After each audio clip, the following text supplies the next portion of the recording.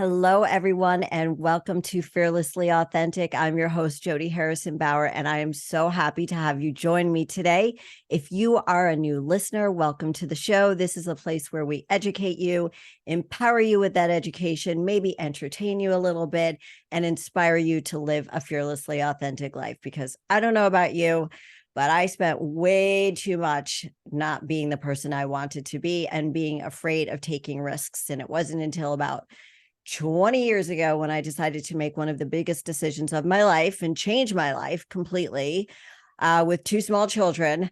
I decided to finally step into my power and realized not that I wasted so much time, but that I had so much more living to do. So I'm hoping that that's what we can do here with you. And I have an incredible guest here that I have been a huge fan of. I was going to say fangirling, but that sounds really immature.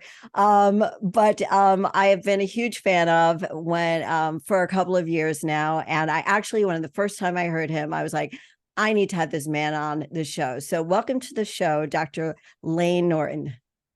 Thanks for having me, Jody. I appreciate it. Yeah, I'm so excited to get into the nitty gritty of everything that you do and everything that you can teach us today.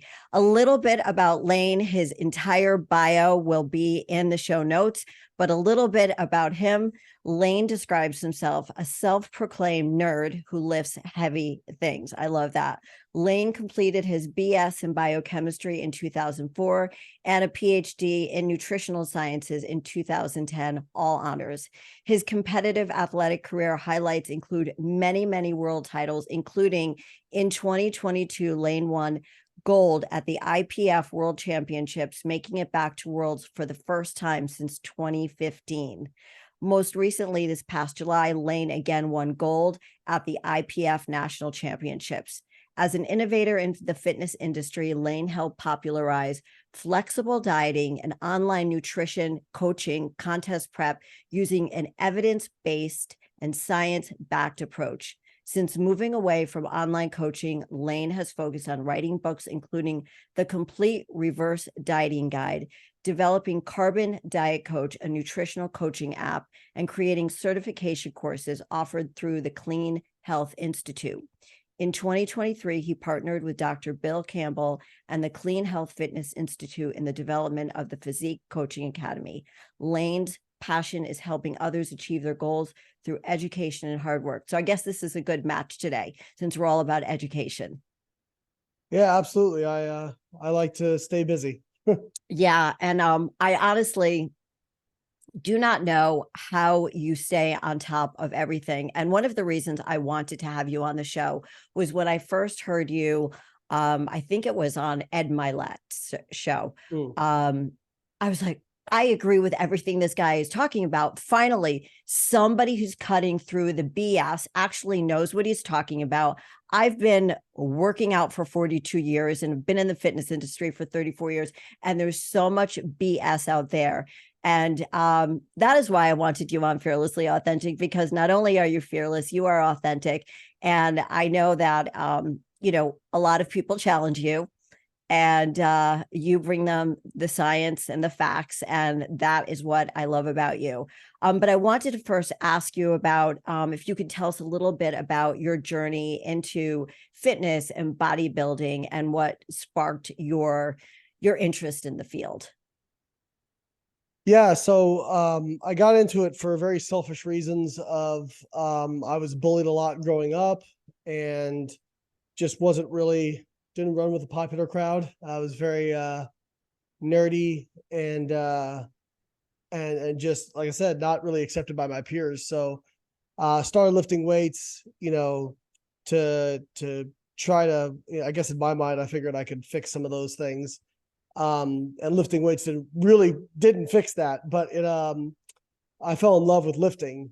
And when I went off to college, I was getting into bodybuilding. I'd played baseball through high school, but I knew I wasn't going to go to college for baseball, and I knew I wasn't there was no pro outlet for me. I was an average height or slightly taller than average height, right-handed, medium hitting first baseman, and those aren't really in high demand. So I was already getting into lifting. bodybuilding seemed like a natural progression. I got into bodybuilding, did my first show at 19, freshman year, the summer after my freshman year of college. At the same time, I changed my degree to biochemistry because I was just very fascinated by the human body, and competed throughout undergrad school, loved it, fell in love with it. And by my junior year of college, I just didn't know what I wanted to do with my life. I knew I wanted to like make some living in fitness or bodybuilding, but I didn't know how, because at the time, I mean, really the only ways to make money, this is circa, early 2000s, was open a gym, be a personal trainer, start a supplement company, try to go win the Olympia. Like that was kind of the ways to make money. And Yeah.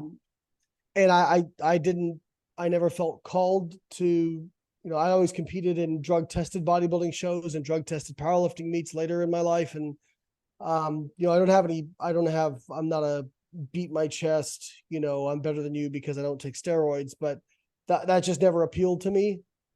And so I knew it wasn't going to be that. I didn't have the capital to open a gym or start a supplement company. And the idea of being a personal trainer all day on the gym floor, for whatever reason, didn't appeal to me. So I started looking at grad school, quite frankly, because I wanted to learn more and I had no idea what I wanted to do with my life. And I figured if I delayed the real world by 2 to 6 years, maybe I'd have it figured out by then. And so I was very fortunate. I really had no idea about a PhD or anything like that. Didn't even really know like the difference between a PhD and a master's. I just knew a PhD took longer. And I was fortunate to get with a great mentor, Dr. Don Layman, who's one of the like just gods of protein metabolism. I guess like one of the pillars of the scientific community of protein metabolism, just a very legendary guy in the space, who was also a really good mentor, because there's a lot of professors that are well known who aren't good mentors for graduate students. And he was a great mentor. So as I got into doing my PhD in nutritional sciences, I was still competing in bodybuilding, won a pro card, but I also as all this is going on, I started posting on various bodybuilding forums, because this is before social media. Like bodybuilding.com, things like bodybuilding.com, that. Yeah. I think I made like 70,000 posts over like a 10-year period. It was dumb. Right. I just loved it. And I started writing for the main site because a couple of writers saw me posting and were like, you should write for the site because you know what you're talking about. So I started writing for them, got a video series with them. Everything got very popular on their site. So people started emailing me, asking me for nutritional advice. So I started coaching in 2005 online before anybody really was doing it at scale. And just like as a way to make some side cash, like I didn't really think much about it. I'd get, $50. Like then I charge like $10 a week. I'd get like $50 and I'd be like, oh, cool, I can take my girlfriend out for dinner or something, I really didn't think anything of it. And over time, just through sheer word of mouth, that grew into a full-time, like 6-figure business over about 3 or 4 years. And at the same time, just kept getting more and more opportunities to write for magazines, to appear in videos. I got a chance to announce the Olympia a few years, the webcast, that is. And so I just said yes to so many things and did so many things. And then finished my PhD, and at the same time did my first pro show in bodybuilding, did well there, won a pro show, got into powerlifting. It turns out I was actually better at powerlifting than I was bodybuilding. I won 2 national titles in 2014, 2015, went to Worlds 2015, got a silver medal overall, set a world squat record at the time, went through some injuries, came back, and you kind of covered the rest of the story. That is a really abridged version of everything, I guess. And along the way I built a business in the reverse way that most people do it, which is, most people develop a product or a service that does really well, and then they get as the CEO or owner, they get well known for it. I built this personal brand, but I had nothing to sell people other than one-on-one coaching, which I realized, I'm trading, if I want to make 25% more money, I've got to do 25% more time. And so I started going, okay, what are things that people want from me that would add value that I could sell. And then that's how I started like these other businesses. So it's been a heck of a journey. We sound very familiar, and we're probably about 20, 25 years apart, because I started in 2002 after my divorce. And I was like, well, what do I love to do? I was a stay-at-home mom. What do I love to do? And it is hard to put everything that you just did in a very condensed form. So thank you for sharing all of that. And I know that you were going through it really fast, but I mean, you've accomplished so much. And I know it's not easy. You're very humble about it and very modest about it. And it's, the competitions, what drove you to do them? Was it, you mentioned, well, I wasn't really sure what I wanted to do. I sort of did things in the reverse way. I mean, for me, I did it to build more confidence. I did it because it was something I loved, and I'm always pushing myself to the next level. I want to see how far I could push my body and my mind. I didn't even realize how my mind was getting strong as well. And that led me to have more confidence. And then I opened up my own business. So I was curious if those thoughts were in your mindset as well. So I think I actually did it out of insecurity at first, to be honest. Or if it's not insecurity, maybe I was talking about this with a friend yesterday. I was never accepted by my peers, and I was told I would never be anything. I was told I was worthless. And I think a lot of it stemmed from, I am going to prove you wrong. I'm going to take that. I'm going to prove you wrong. Love it. So, not the healthiest way to approach things, I guess, but I did fall in love with competing, with pushing my body. And it gave me confidence, but not because I got stronger and not because I got more muscle. It gave me confidence because I had to come up against, a lot of setbacks, plateaus, things I had to push through, things I had to get past. And I always call this progressive overload for life, which is the more hard stuff you do and get through, the more hard stuff you can do and get through. And, I always tell people, like the first time I walked, like my best squat ever at Worlds in 2015 was 668 pounds. Now, if I walked in a gym the first time and tried to squat half of that, it'd crush me. Like there is no chance, right? And so, but you work up to it over time. You expose yourself to stress and you adapt. And as my coach says, adaptation is never comfortable. So it hurts physically, mentally, emotionally. But that's how learning how to get through those and work through those and seeing what I could do when I didn't quit and was consistent. Really, I always tell people, if the only thing you learn from lifting weights is how to get a great body or get stronger, you really missed everything. Like you missed 99% of the lesson. It's a metaphor for life, in my opinion. Yeah. The gym, it's like a metaphor for life, right? Absolutely. So, learning how to work through those, work through injuries, setbacks, a lot of stuff that like a lot of people told me would be career ending. Like even when I was 20, I had 2 herniated discs in my neck. I was told I'd probably never be as strong again as I once was. I completely tore my right pectoral. I've partially torn my left pectoral. I've torn muscles in both hips. I've had 2 herniated discs in my lower back, 2 bulge discs in my lower back. I've partially torn one of my adductors. And yet I'm still here, still squat over 600 pounds, still deadlift over 700 pounds, still doing it. And it really gave me a lot of confidence that if I commit to something and I do the work and I'm consistent, that I can get through almost anything. And so I think that's what I really love about it, is it taught me how to have true confidence. And I think, true confidence, 2 definitions that I like, which one is the willingness to wade into uncertainty, because whenever you attempt something difficult, there's no guarantee it's going to work out. And then also, confidence is basically the ability to try really hard things, knowing that it might not go your way and you're still going to go after it anyway. And you can only develop that through, there's all these, sorry, I'm going off on kind of a tangent, but there's all these books about how to be more confident.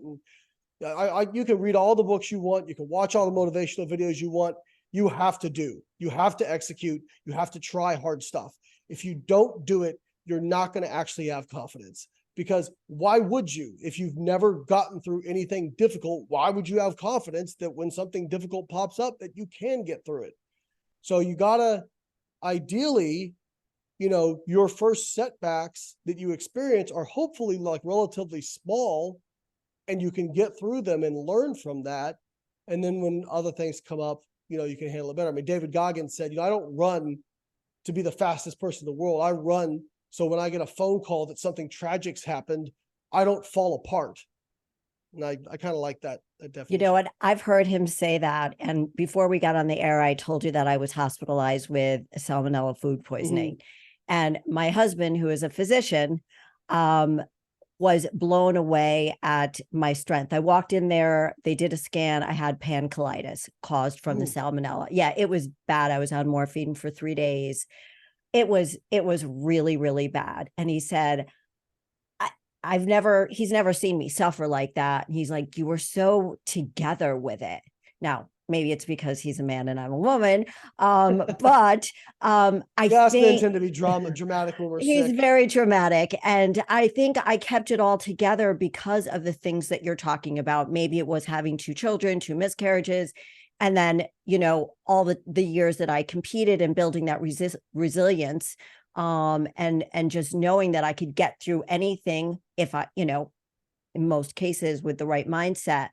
But it teaches you so much about life. And I've tried to encourage at least one of my daughters to compete, and not just because I want them to win, but I want them to go through the journey. And it's almost like when you get a new client, you've been coaching for years. When you get that new client, you sort of, you know, the mindset they need to have. And I want to go to that right now about mindset versus physically doing the work. You know that when you work with somebody that they do have to have the right mindset, and most of them do not. So how do you work with somebody who isn't like us, who doesn't have that strong mindset? I mean, my coaches will tell me to, you know, you got to get up and you've got to do fasted cardio for 45 minutes in the morning, Jody. Like, I hate cardio. I friggin' hate cardio. But if you tell me to do it because I'm going to get stronger, I'm going to get better, it's going to change my body, it's going to change my mind, my life, maybe, I'm going to do it. So what do you do when you have somebody who maybe resists the change? So I had I don't really take on many clients anymore, but I take on like maybe 1 or 2 a year. Because I do like to keep my finger in coaching, just because I think that's important for me to like work with actual people and not just read studies. And I had a guy, he was really very successful in the like financial areas of his life, but very unsuccessful with diet and nutrition. And I find that this type of person typically comes to me and says, okay, I'm ready to work out 6 times a week for 2 hours, and I'm doing all the, and I'm like, listen, this isn't going to work. Like, why don't we, if you do 6 times, fantastic. Let's start out with the goal that we're going to get you in the gym 3 days a week consistently. All right. And then if we get stuff on top of that, that's gravy, because it's important to understand where the goal is, like where that is set. Because if it's 6 times a week and you only get in 5, now you're like, oh man, I'm failing, whatever. And especially people who have like a perfectionist mindset, they'll just go, oh, I screwed it up, might as well just not do anything.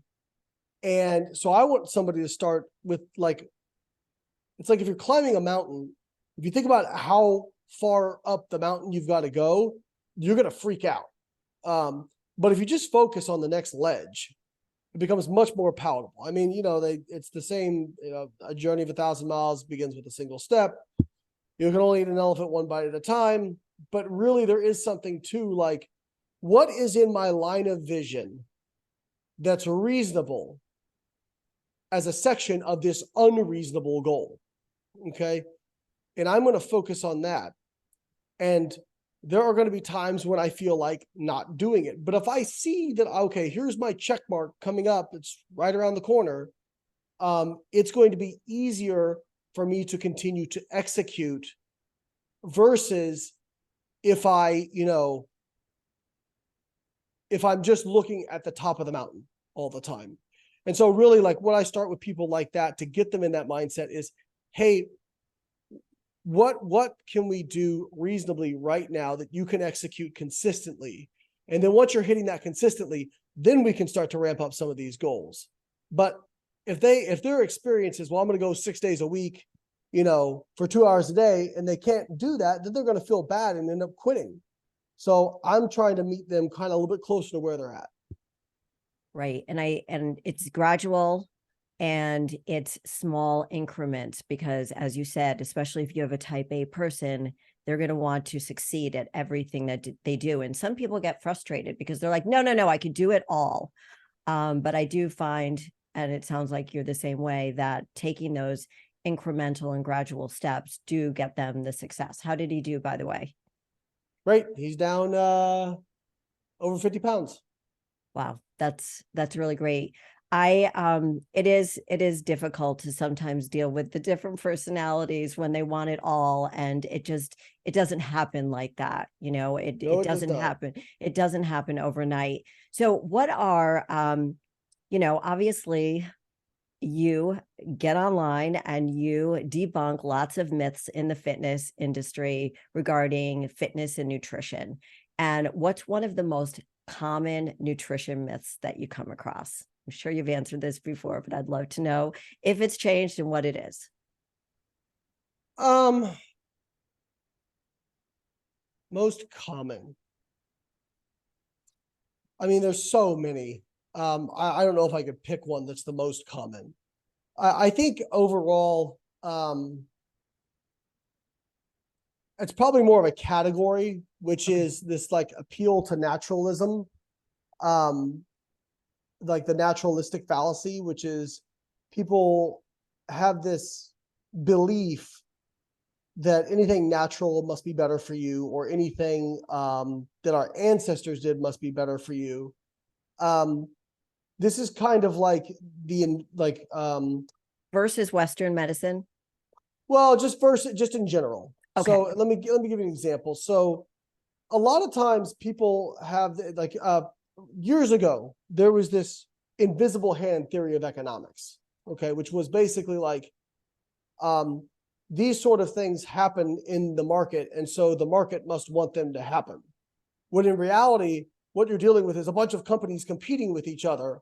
In fact, I was just reading a paper on this as it relates to obesity and weight loss and set point. So have you ever heard of set point theory? So set point theory is basically this idea that you have like a kind of a level of body fat that your body likes to sit in. And if you get above that, your body will fight you. If you get below that, your body will fight you. But it fights you harder going down than it does going up. And this paper I read basically was making the case that you're made up of individual cells. They don't care. They're competing with other cells for nutrients. And what you're having happen on the whole is you're observing this phenomenon that you see, that you think, oh, the body must want this, and therefore that's why the body does this. When in reality, there may not be a reason. So getting back to the naturalistic fallacy, people will misconstrue what I'm saying. I'm not saying that you should eat processed food over unprocessed food or anything like that. What I am saying is when it comes to nutrients or foods or compounds or whatever it may be, each compound, nutrient, food should be evaluated on its own merits and what does the data say? So a great example of this, I just put a post about this today, seed oils. There's a whole big hubbubaloo about seed oils, okay? Right. And it's one of the most insane cults I've ever come across. And if you can find mechanisms, for example, if you overfeed polyunsaturated fatty acids, which are essentially seed oils, you see increased lipid peroxidation and some of these other things. But if you replace saturated fat with polyunsaturated fats, and that's important because you're not overfeeding it, you're replacing it, because if you're eating one thing, you're replacing another thing, right? If you're holding calories steady. When they do studies like that, they see either neutral or positive effects on cardiovascular disease, mortality. Cancer is more neutral than it is positive, and a metabolic health.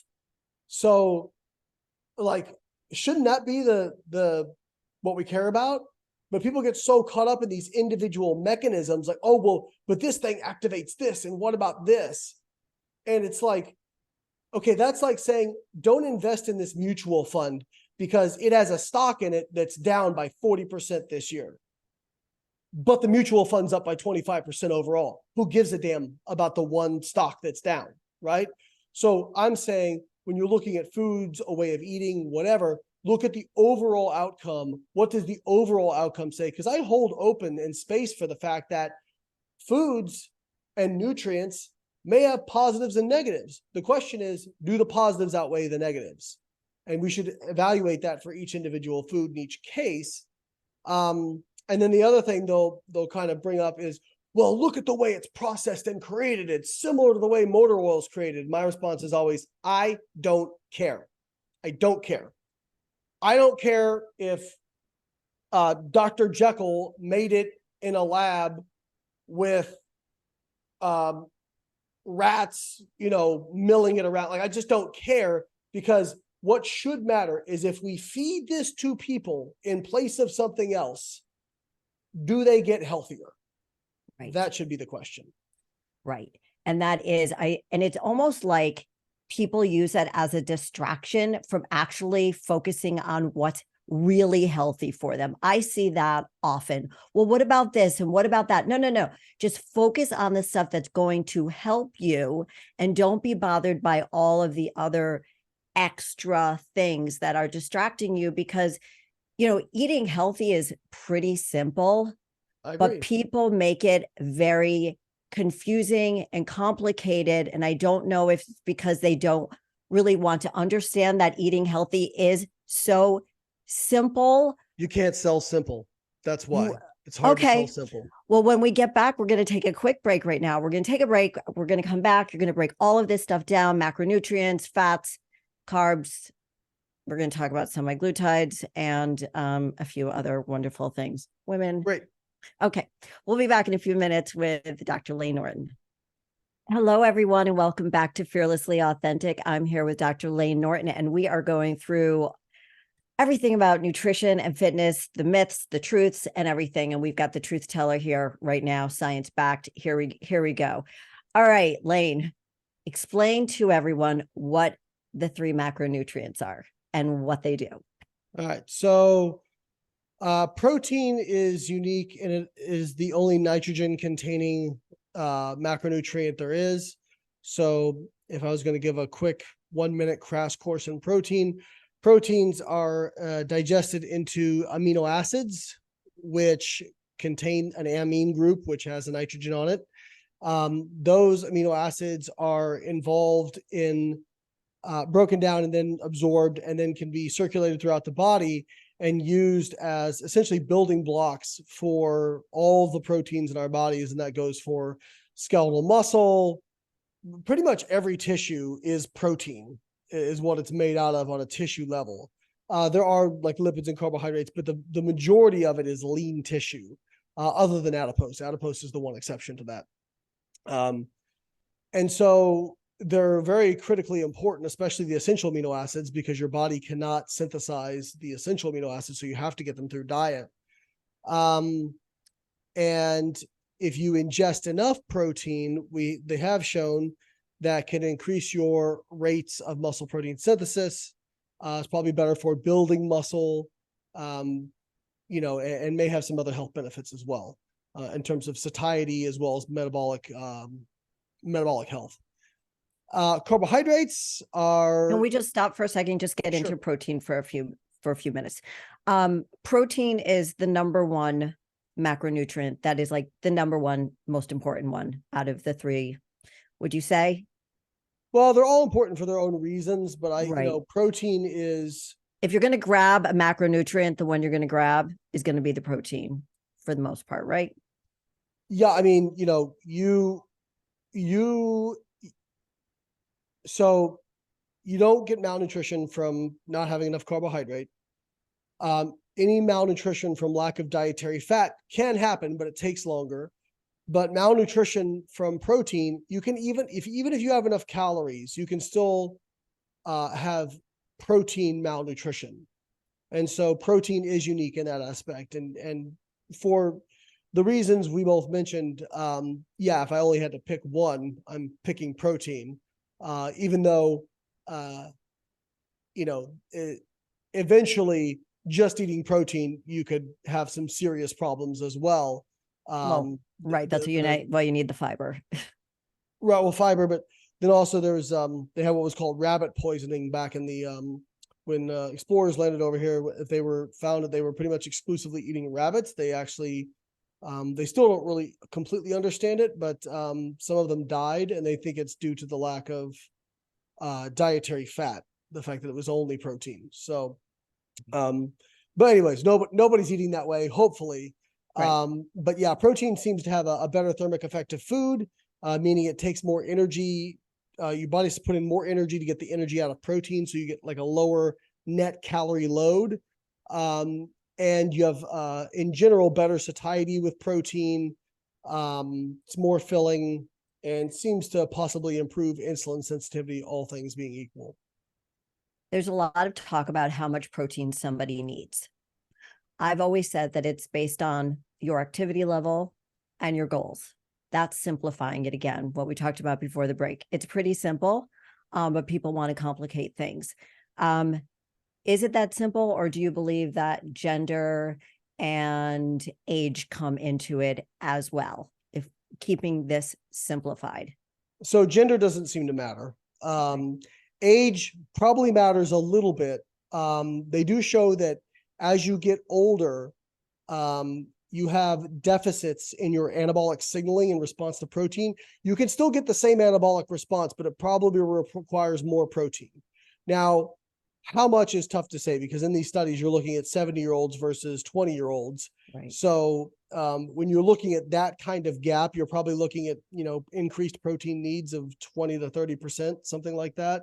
I'm just spitballing because there's not a lot of data on it. It's not super clear. But in general, age, it does seem that you probably should increase protein as you get older. Activity does matter, more so lean mass. Lean mass is the biggest determinant of protein requirements.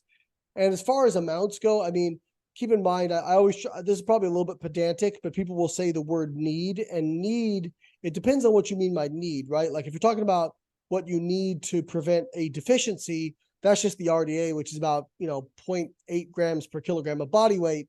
If you're talking about what is optimal for human health, that's more debatable. If you're talking about what is optimal, like what is the ceiling that you can use for building muscle, that research tends to like kind of center around that 2 grams per kilogram target, or around 1 gram per pound of body weight.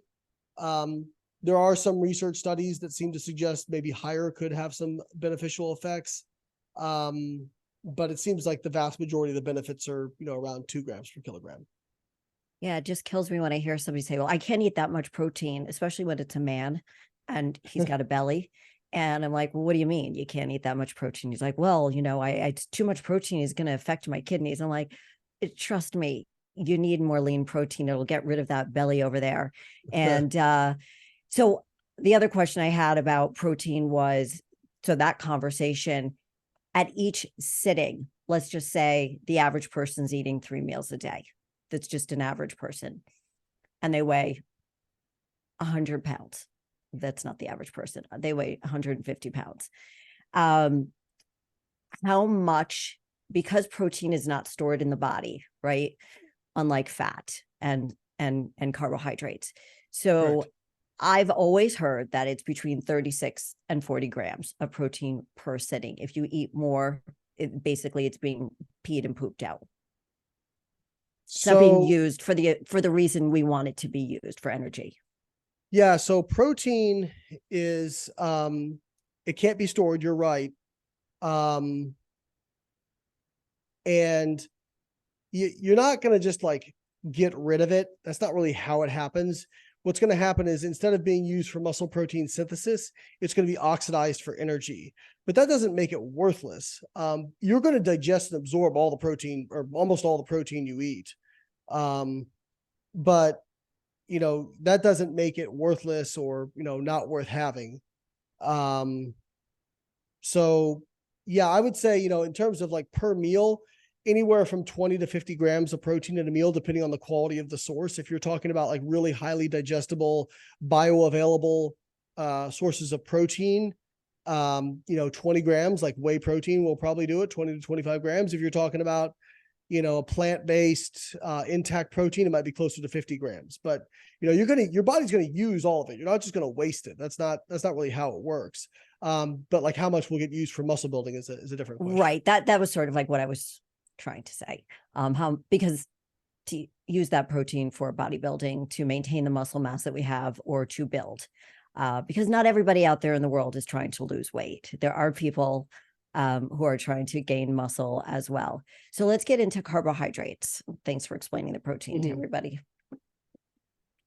So carbohydrates are, basically they can be broken down into the constitutive saccharides, which basically, the monosaccharides are glucose, fructose, and galactose, essentially. And so obviously glucose is one of the main fuels for the body. Your body has an obligate glucose usage of about 120 grams a day. Now, fortunately, your body can make around 120 grams of glucose per day without any glucose intake. And that is because you have something called gluconeogenesis, which the liver can produce glucose from non-glucose substrates. Now, that's led people to say, well, see, you don't need carbohydrates, so why even have them? Well, carbohydrates do have, just because you don't need something doesn't mean it's not helpful. You don't need a cell phone or a car, but hey, I don't see anybody giving up their cell phone or cars. Carbohydrates, the main benefits are, especially with endurance exercise, high intensity exercise where people are pushing their lactic acid threshold. Fats and ketones can only be oxidized in the presence of oxygen. So if you're doing high output work where you can't get enough oxygen, like sprinting or weightlifting in some cases, then you have to use carbohydrate. You can't use fat. And the research studies show that like your performance is typically better with carbohydrate versus not. Some exceptions to that are when you get like below 65% of your VO2 max with like marathon running or ultra marathons, then there's not as clear of a difference in performance. But carbohydrates are a great fuel. And they're the main, like if the body has a pick between glucose or fats, it will choose to preferentially oxidize glucose. So yeah, and the main benefit of carbohydrate containing foods is many of them are, if you do healthful ones, are high in fiber, and fiber has a multitude of benefits. So another thing that one of the reasons why I love following you and love what you have to say is the people that say, I don't eat carbs. Nothing drives me more crazy because they think a carb is just bread or pasta. They don't realize that it's fruits and vegetables as well. And I just hope that you keep educating people because they just need to understand. And the no carb diet is it's for me, in my opinion, it's just not a healthy, nor is it a sustainable, realistic way to eat for longevity. It can be healthy. It can be, well, it's healthier. So let me back up. If somebody can stick to it, for some people, they love low carb, it feels easy for them, totally fine. If somebody can stick to it, it's better than the diet that, the standard American diet, right? But is it better than a comparative diet where they lose weight and also are still eating fiber? No, it's not better than that. So I think those are important distinctions to make. And a lot of people will go, well, you can't say that because I did a ketogenic diet and look how my blood markers improved. Yeah, you lost 50 pounds and your blood markers improved. Great. If you lost 50 pounds through another means, they would improve that way too. And you might have been healthier because you were having, a more balanced diet. But if that was the only way you could lose 50 pounds and that's what you could stick to, then yeah, you're better off with that than how you were. And I hear you say that often about whatever works for you to lose that weight because it makes you healthier, that works. But I also hear you talk about sustainability as well. And I think that's what's so important. That comment that you make all the time is that it needs to be sustainable. It's got to be a lifestyle. The research is very, very, very clear on it. There's no ambiguity in the research. In fact, there was a recent, or I don't want to say recent, probably like within the last 3 years, meta-analysis of 14 popular diets. And what they found was all of them were equally bad at facilitating long-term weight loss. However, when they took individuals and stratified them from least adherent to most adherent on the diets, regardless of whatever diet they used, what they found was essentially a linear effect of those diets on weight loss, which means the best diet for you is the one you can make into a lifestyle and stick to consistently. Right. But most people don't approach diet that way. They go, I'm going on a ketogenic diet or whatever kind of diet or fasting. They lose the weight and then they go, okay, I made it. Now I can do whatever. No, this isn't like, so if you got sick and you took antibiotics, it kills the bacteria and you're good. You don't need to keep taking antibiotics. If you're a diabetic, you need to keep taking insulin. It's not like you just take one shot and you're good. Lifestyle intervention for nutrition is the same way. If you stop doing it, it will stop working. Great point. Great point. All right, let's go into fats. People, again, I hear people afraid whenever I've had clients, no fat, no fat. No, please explain what fats do, healthy fats versus, I hate to say the word bad fats, but not so great fats. If you could explain that. You were talking about a little bit with the seed oils, but healthy fats and why they're good for us. So fats encompass a really broad category. Broader category is lipids. Encompasses, fatty acids, sterols, waxes, all kinds of different things. But essentially they're very different from carbohydrates and fats because they are what's called non-polar. So it's basically think oil and water, like they don't mix with water. So you actually have to digest them kind of a completely separate way. And they're not absorbed through the liver like carbohydrates and like carbohydrates and proteins. They're absorbed through the lymphatic system. That's not really here nor there in terms of the metabolism of everything. But there was kind of this push in the 70s and 80s that, fat is what makes you fat. Now it's carbs make you fat. And the research shows that overfeeding carbohydrates or fats, either one is equally fattening. And it also shows that when you, with looking at different diets and differing levels of carbohydrate and fat, if the diets are equal in protein and calories, there's no difference in weight loss. And we have now over 20 controlled feeding studies, and the controlled part's important because it means that people, like free living studies, people just end up going and doing whatever, and adherence is very poor. But in controlled feeding studies, when the food is provided to participants and they are monitored and they eat equal protein, equal calories between diets, and they vary the carbohydrate and fat, there's no difference in fat loss. So what that says is do what you prefer. What do you prefer and do that? And so when it comes to fats, I think the considerations are, omega-3s seem to have some health promoting benefits that I'm relatively confident in that literature that they do tend to improve blood lipids and insulin sensitivity. There's been a lot made of omega-6s recently that you should avoid them, that they're bad for you. This kind of wrapped up in the whole seed oil stuff. Omega-6s aren't as nearly as good for you as omega-3s, but the research on them seems to show that if you exchange omega-6s in place of saturated fat, you either have a neutral or positive effect. Saturated fat, and I'm not here to demonize saturated fat. I'm not saying you can't have any saturated fat. I'm not saying to not eat animal products or anything like that. But saturated fat, when it's high enough, can raise LDL cholesterol. LDL cholesterol. Now, this is something I changed my mind on. I was in the camp of people who said LDL doesn't really matter. It's all about the HDL to LDL ratio.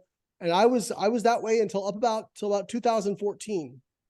And then they had a lot of what are called Mendelian randomization studies that came out, which essentially the way Mendelian randomization works is you have people, let's take LDL, for example, who naturally secrete more or less LDL and who naturally clear more or less LDL. And so you can look at these people over the course of their lifetime and see, hey, who dies earlier from cardiovascular disease? And man, when they do the regression, you basically can draw a straight line through the lifetime exposure to LDL and the risk of a cardiovascular disease event. And so to me, that's basically like a lifelong randomized control trial. To me, that's what I care about. So I'm not saying you can't have any saturated fat. What I tell people is try to keep it below 10% of total calories, 7% if you can. And, choose polyunsaturated or monounsaturated fats when you can in place of saturated fats. And those are kind of the considerations when it comes to dietary fat. Okay. Thank you for explaining all of that. Exercise, diet. How, if your diet, I always see the people, okay, I've been doing this for a long time, running on that treadmill, their body doesn't change. And they're that guy and girl bragging about being at the gym every single day, but nothing changes because diet is 80% of the equation. You've got genetics about 10%, and the training is 10%. But diet, which is the hardest thing to adhere to for your whole life, where does exercise and why is exercise so important with a healthy diet? And why doesn't your body change? If you're exercising every day, you're on, the Raptor machine for an hour, reading a magazine, talking to your friends, and you're like, nothing's changing. Body doesn't change. Well, I think your body will change a little bit, but, unless you are progressively, improving, it'll improve a little bit and then stay at that level. Right. Right. So, I think there's a few, the benefits of exercise. One is really, even if you don't lose weight, if you exercise regularly, you'll get metabolically healthier. So you absolutely should exercise no matter what. When it comes to weight loss, there's a lot of misunderstandings around exercise. Some people say, oh, it makes no difference in weight loss. Some people say, well, it makes all the difference. The reality is diet is the bigger lever to pull. And the reason is it takes. Can you say that again? Can you say that again, please? Diet is the biggest lever to pull. Yes. And the reason is, think about how easy it is to eat 1,000 calories. Have a slice of cheesecake. Boom. You can eat that in 5-10 minutes? Now think about how long it takes to expend 1,000 calories. It is a very long time. Even with intense exercise, you're going for an hour or two. Like, you have to go really hard. So just not eating the cheesecake is easier for most folks, like in terms of time management. And so that's part of it. But another thing about exercise, it does help with weight loss. The reason being is, on average, exercise will actually sensitize you to satiety signals. So it actually has a slightly anorectic effect. Now, people get this mixed up. They'll say, no, I feel hungry after exercise. You do, but you don't compensate fully. What I mean is, let's say you burn 500 calories from exercise. On average, your body will compensate by you eating about 200 calories extra. That's still a 300 calorie net benefit, right? Now, some people are individuals, people are different. Some people feel hungrier from exercise. For them, maybe there's more of a compensation and that ends up being a problem, right? But overall, the effect seems to be that exercise actually helps with satiety. And psychologically, if people are exercising, maybe they're more likely to buy in on diet as well. But I think exercise is, it is a very huge lever to pull, just because you don't have to lose any weight to get healthier. So you absolutely should do it. Right. Absolutely. Thank you. Well, I have literally 100 more questions to ask you, and we have about 2.5 minutes left. I can't even believe this.